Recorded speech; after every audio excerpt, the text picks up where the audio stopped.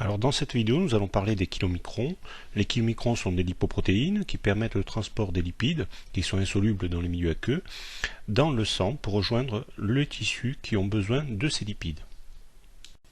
Alors c'est au niveau des cellules intestinales que sont fabriqués les kilomicrons. Voici une cellule intestinale avec sa bordure en brosse ici. Et c'est dans la lumière de l'intestin que les triglycérides alimentaires sont coupés par des lipases pour donner des monoacylglycérols et des acides gras. Ces monoacylglycérols et ces acides gras pénètrent dans la cellule intestinale, puis il y a reformation des triglycérides au niveau du réticulum endoplasmique lisse. Parallèlement à ça, au niveau du réticulum endoplasmique rugueux sont fabriquées des protéines, et notamment des apoprotéines, et notamment ici l'apoprotéine B48.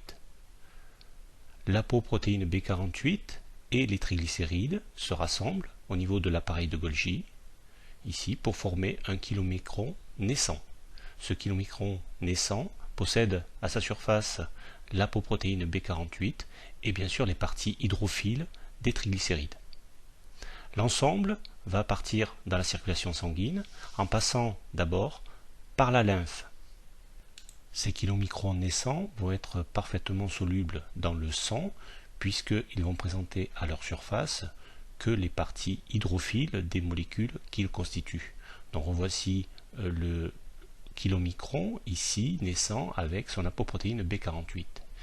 Il va être maturé puisqu'il va rencontrer dans la circulation sanguine d'autres apoprotéines, d'autres lipoprotéines et notamment la lipoprotéine HDL qui possède comme apoprotéine l'apoprotéine A, la C2 ici et puis aussi l'apoprotéine E.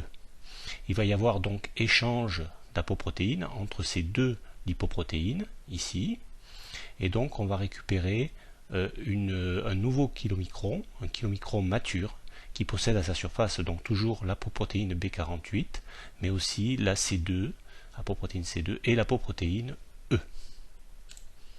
Alors ce kilomicron mature va pouvoir circuler dans le sang pour rejoindre les tissus qui ont besoin des acides gras notamment qui le constituent. Et ça va se faire donc par exemple au niveau du muscle, il va y avoir donc récupération d'acides gras.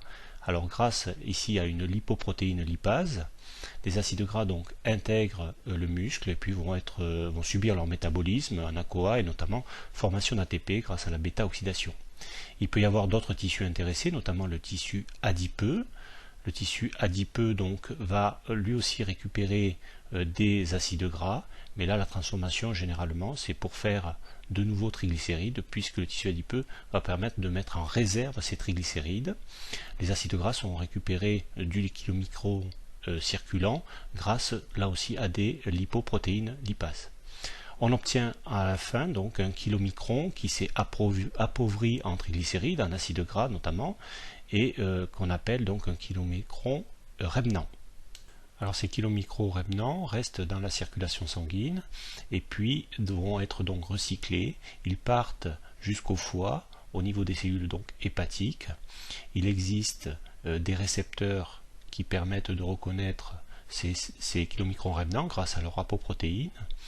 Il va y avoir donc ici une endocytose des kilomicrons rémanents ici qui vont être donc intégrés à l'intérieur de la cellule hépatique, formés donc dans un endosome ici, voilà.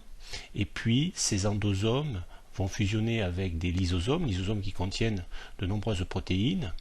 Il va y avoir donc dégradation complète de ce kilomicron et on va récupérer ce qui reste du kilomicron, notamment des acides gras, du cholestérol ou encore des acides aminés.